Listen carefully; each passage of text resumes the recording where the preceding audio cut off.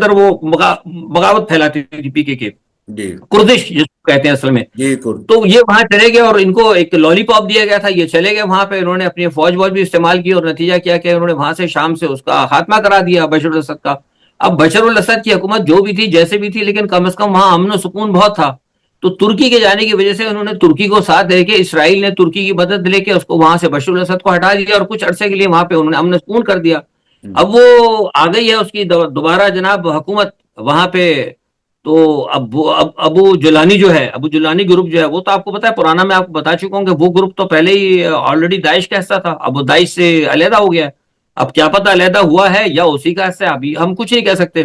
لیکن اب یہ ہے کہ اس گروپ کو دوبارہ کہا گیا تھا کہ آپ کچھ عرصے کے لیے آپ جو ہے خاموش ہو جائیں اور آرام سے جو ہے ان لوگوں کو اطمینان سے بیٹھنے. آپ یہ کہنا چاہ رہے ہیں کہ شام کے اندر وہی والا ڈرٹی گیم ہے, گڈ کاپ بیڈ کاپ, گڈ ایگزیکٹلی, بالکل بالکل بالکل آئی بالکل ایس, وہی گیم ہے. بیڈ آئی ایس ایس, اسی طرح کا معاملہ جی ہے. ہاں, بالکل بالکل ایسا ہی ہے. اور ان کو کہا گیا, باقاعدہ ان کو کہا تھا کہ آپ تھوڑے دن کے لیے بیٹھ جائیں, اور میں نے اسی لیے آپ کو کہا تھا کہ امن جو ہے نہیں رہے گا شام کے اندر.